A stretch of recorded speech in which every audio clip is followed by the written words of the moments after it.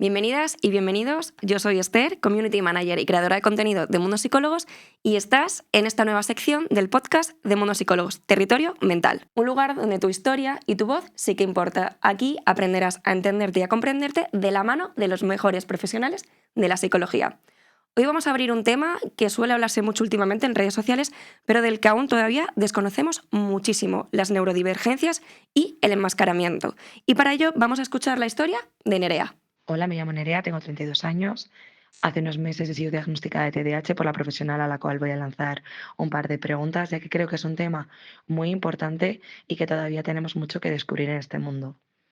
La primera es que si una persona que tenga TDAH, que tenga autismo, si podría darse el caso que podría tener un coeficiente intelectual mayor que el resto, y por el hecho de no destacar, lo enmascarará sin responder, por ejemplo, en clase con conocimientos que se sabe o incluso bajando su rendimiento escolar.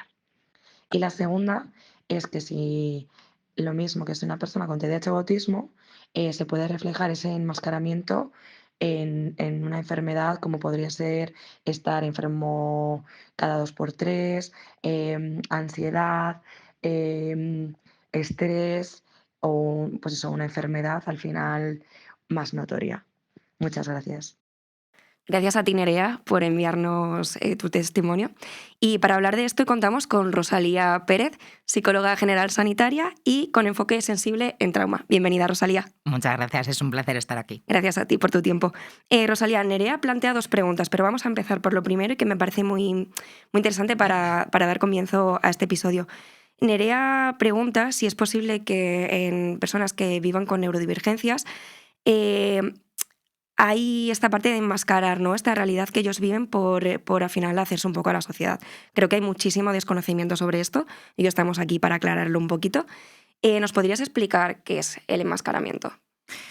Bueno, pues el enmascaramiento realmente no es una decisión que salga por uno mismo, ¿Vale? no es algo propio, sino que realmente está muy condicionado a un entorno que ¿Vale? realmente es un poco más invalidante con lo que tiene que ver con personas diferentes o gente que piensa de forma diferente. Es callar cuando, bueno, es hablar cuando necesitas callar, ¿Vale? es contener ese movimiento cuando tienes que estar pues, más inquieto o cuando no te lo puedes permitir, y es también ajustarte a una serie de normas sociales cuando realmente pues, no las interiorizas como propias o no tienen un sentido con uno mismo.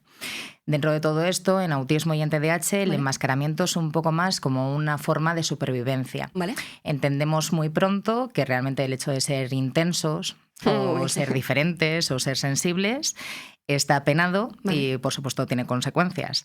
Entonces, claro, llega un momento en el que hay un límite muy difuso entre lo que realmente eres y es muy difícil separar ese esfuerzo, dónde termina ese esfuerzo y dónde empieza un poquito pues, ese centro de uno mismo. Totalmente, me parece muy interesante. Al final es, digamos, un mecanismo como de defensa ante opiniones, bueno, ante la visión de personas que no están comprendiendo la realidad por la que estás atravesando, ¿no? Básicamente.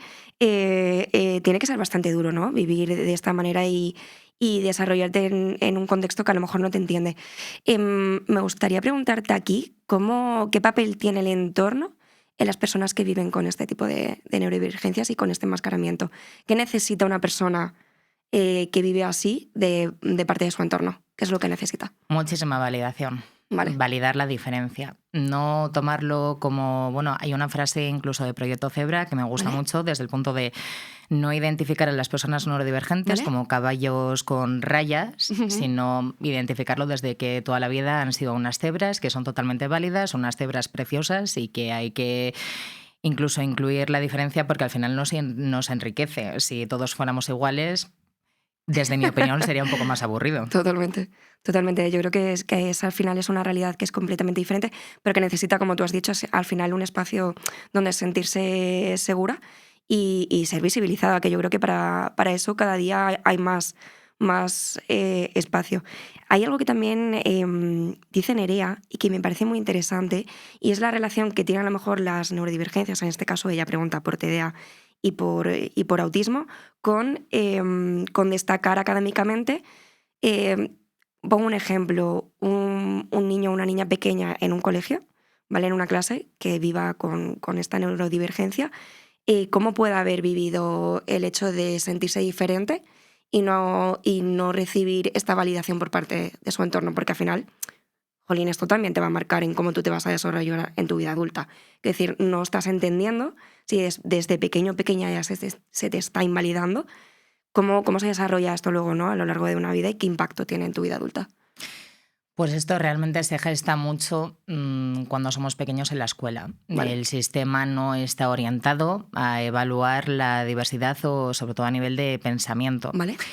Hay gente que es brillante, que tiene pensamiento arborescente, que tiene un pensamiento muy sensible, muy lateral, y sin embargo el sistema lo juzga desde unos criterios que son como muy rígidos. Vale. Entonces, a partir de aquí, la gente, sobre todo pues personas más neurodivergentes, por ejemplo, pues en autismo, en TDAH, sobre todo en TDAH, hay como un patrón a la hora de pensamiento de ¿Vale? que esa persona es muy vaga, de que esa persona es muy inconsistente, es muy... de que no, como que no tira, como que no le apetece, y realmente no tiene tanto que ver por esto, porque al final un cerebro neurodivergente conecta mucho con los estudios, sobre todo desde la profundización, desde la conexión y el significado que tiene para ellos. Si es a lo mejor alguna tarea que no les interesa o que les resulta aburrida, no es que sean unos pencos en el sentido de pues, suspender, sino al revés. Cuando realmente hay una significación o hay como ese interés mucho más personal, todo fluye y todo pues, funciona mucho mejor. Igualmente, pues a lo largo de la vida, sobre todo en la edad adulta, el hecho de elegir una carrera que sea consecuente también con ellos mismos y que valide la neurodivergencia también ayuda mucho, porque también según qué entornos laborales o según también qué espacios en los que se pueda desenvolver esa persona, sí que se da que puede mellar mucho la autoestima del individuo, puede incluso llegar a pensar que no está preparado para esa vida adulta. Y yo siempre he dicho que somos un poco como el curioso caso de Benjamin Button, que a medida que vamos avanzando en la vida, pues sí que se da que somos como un poco un tallito que se va pues tambaleando, y cuanto más adultos nos volvemos, más necesidad de ayuda tenemos, porque no entendemos muchas cosas, como por ejemplo pues, a nivel sobre todo pues, de tramitación burocrática o de temas a lo mejor pues, un poquito más personales. Exacto, hay procesos que a lo mejor son, bueno, no complicados, son diferentes, son formas diferentes y distintas de atravesarlos. Y también habla de coeficiente intelectual, ¿no? Y de si es posible que a lo mejor estas personas, de hecho has dicho algo que me ha parecido muy interesante, de pensamiento que se ramifica, ¿no? Al final también tiene mucho que ver. ¿Es así, tal y como plantea Nerea? Sí, de hecho yo me atrevería a decir que realmente las altas capacidades nunca vienen solas. No soy la única que piensa esto, y sí que es verdad que simplemente normalmente las altas capacidades están también muy ligadas a un perfil muy sensible. Un perfil que a lo mejor desde ese pensamiento arborescente, desde esa fuga de ideas, sí que es verdad que relaciona y percibe el mundo, igual que las personas neurodivergentes, percibe el mundo de una forma más rica, más personal. Entonces, a partir de ahí sí que es verdad que normalmente cuando hay un diagnóstico oficial de altas capacidades, siempre hay una coocurrencia, por ejemplo, con autismo, con DPS, con autismo, con una serie de neurodivergencias que pueden estar a lo mejor pues, comórbidas con ese espectro. Relacionadas. Muy interesante. Y luego, por ejemplo, enfocado ya a nivel laboral, por ejemplo, en este sentido, ¿cómo se desarrollaría? Quiero decir, una persona que al final vive con este enmascaramiento. Jolín, tiene que ser muy difícil cuando tú vas a realizar una tarea en un espacio que a veces es un poco volátil, vamos a decirlo porque es así, y no sentirte que has fracasado, por ejemplo, en tu vida laboral, que al final también es una de esas áreas que todos priorizamos en nuestra vida, o el trabajo. Jolín, y encima no puedo ser yo y no puedo, ¿sabes? ¿Cómo una persona que vive con esta neurodivergencia puede desarrollarse dentro de ese ámbito laboral sin sentir justo esto, que no está pudiendo ser ella misma? Pues uno de los puntos aquí base sería el hecho de empezar a desenmascarar. Ya no solamente referido al tema laboral, sino pareja también, por ejemplo, pareja, ¿no? Amistades, es que también es un familia, mundo. Sí. Entonces, un poco enfocarlo desde aquí, sobre todo teniendo, porque al final cuando hay un diagnóstico, sobre todo de neurodivergencias, da igual el espectro que sea, hay como una disociación, sobre todo a nivel de identidad. Porque claro, en esa fusión desde lo que yo pensaba que era enmascarando hasta lo que yo soy, hay muchas veces que cuesta soltar. Vale. Y por eso precisamente, incluso por ejemplo, pues en personas neurotípicas, cuando nos cuesta ir a terapia, hay como una parte dentro de nosotros, dentro de ese sistema de partes, que como que le cuesta ese cambio, como que está más reacia por el que dirán, por el que pensarán, por el que... Pero realmente aquí, si podemos transformar sobre todo como esa resistencia en intentar priorizarnos y toda esa energía que va aquí, intentar que no vaya tanto al entorno, sino que vaya más a uno mismo, es lo que yo considero que realmente a lo mejor puede desarrollar mucho más ese potencial de la persona. Aparte de esto, por ejemplo, en el ámbito laboral, sí que es verdad que cuesta mucho a la hora de organizar el trabajo, de gestionarse, porque necesitamos, por así decirlo, como tenemos un pensamiento que no es lineal. Necesitamos como una estructura, una serie de pasos para tener como la información un poco más organizada. Aparte de esto, sí que se da que no se soporta tanto la carga como, por ejemplo, en personas neurotípicas. Sí que se da que los horarios no tienen que ser tan seguidos, porque si no la persona puede desembocar en un burnout, que puede ser burnout TDAH, burnout autista, y al final, a partir de ahí, pues bueno, la sensación de fatiga crónica y de agotamiento es bestia. Entonces, si podemos ahorrar un poquito de energía desenmascarando un poquitín, terreno laboral, terreno personal, pues bueno, ganamos mucho, sobre todo en esencia. Rosalía, y para quien nos está escuchando, al final tú estás hablando de ti también, ¿no? Cuéntanos un poco, porque sé que tú formas parte de esta experiencia y que lo vives en tu día a día.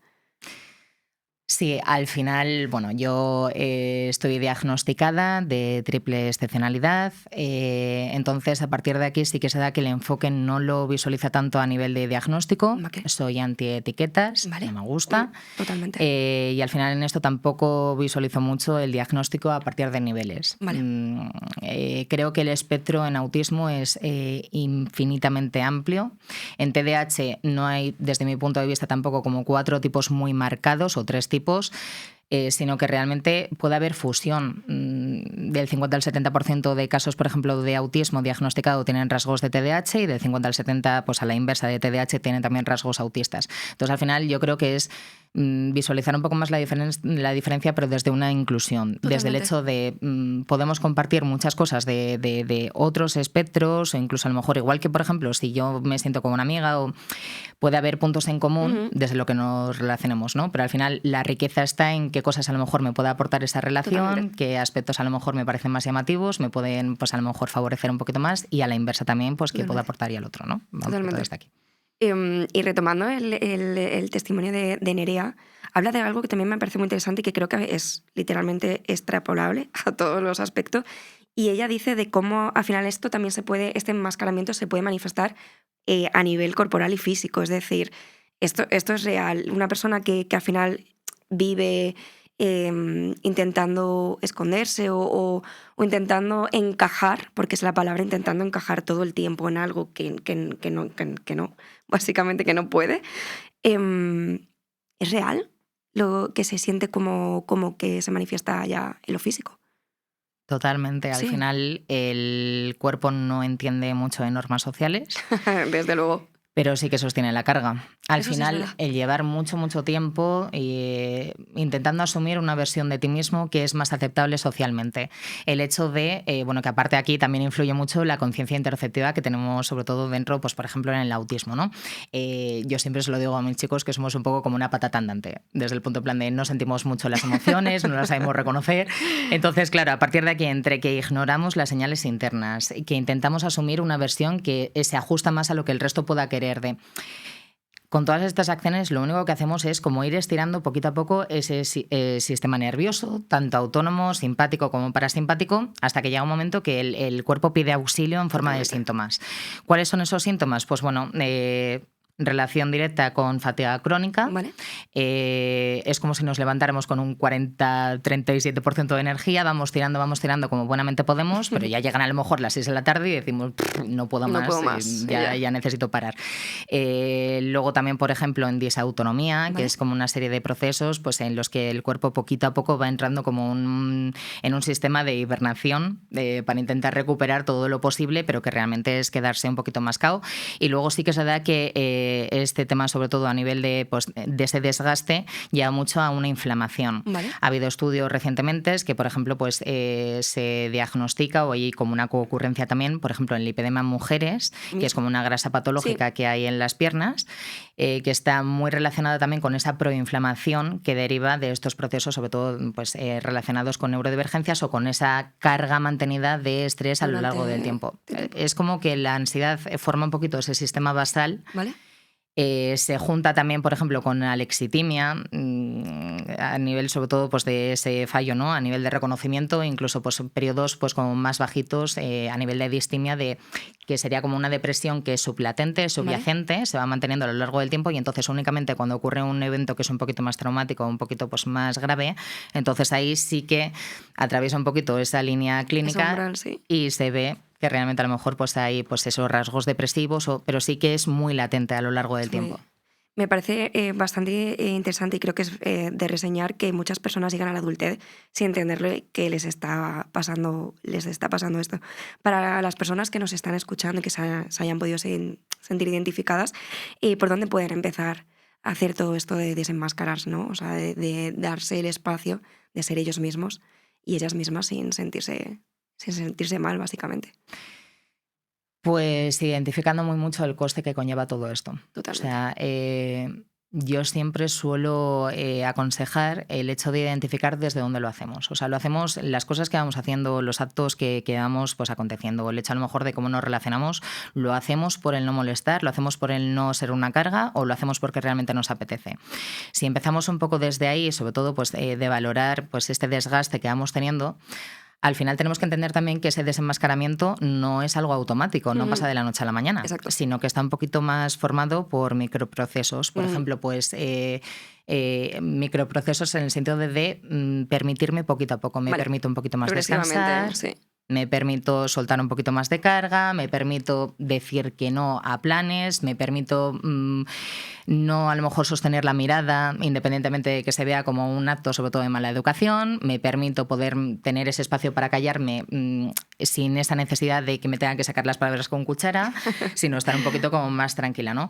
Sí que es verdad que en el enmascaramiento empieza un poquito por la soledad, poco a poco como ir ganando ese sentido de identidad con uno mismo, y a partir de ahí, pues oye, ir jugando con las personas de tu entorno hasta que poquito a poco te sientes más segura o más seguro para ir desenmascarando con todo lo demás. Me quedo con esto último que dices, y al final es ponerte en el centro y en el lugar que mereces y necesitas, porque bueno, eres especial tal y como eres, y eso es súper bonito. Antes de terminar, Rosalía, me gustaría hacerte una pregunta un poco más personal, porque estoy segura de que hay una gran persona detrás de esta gran profesional, así que vamos a entrar en territorio mental de Rosalía. Para empezar, ¿qué te ayuda a ti, Rosalía, a conectar otra vez contigo cuando estás mal? Bueno, en mi caso, por ejemplo, me regula muchísimo el tema de la música, tanto increíble. Guitarra como piano, como canturrear. En voz alta, en la afinando ducha. sin afinar, o sea, eso da igual. Pero sí que todo el tema de la música, por ejemplo, me ayuda mucho. Me ayuda mucho, por ejemplo, todo lo que tiene que ver con el peso, de pues, temas un poquito más pesados, la natación. Me ayuda mucho el sumergirme y que todo desaparezca. Qué guay. Es muy difícil el hecho de desenmascarar.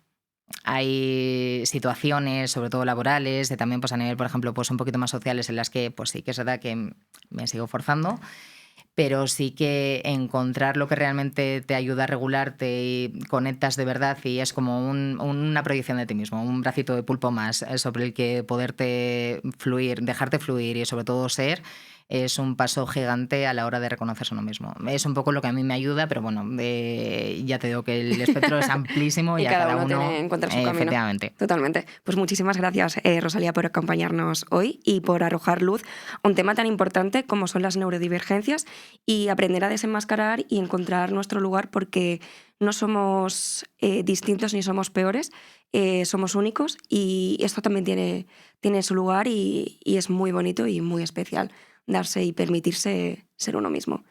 Si os ha gustado este episodio, os habéis sentido reconocidos o reconocidas, os vamos a dejar en la descripción toda la información sobre Rosalía y su forma de trabajar. También vais a encontrar el link de la página web de Mundo Psicólogos, donde encontraréis más de 10.000 profesionales dispuestos y dispuestas a ayudaros a entenderos. Y nos escuchamos en el próximo episodio. Muchas gracias por acompañarnos hoy.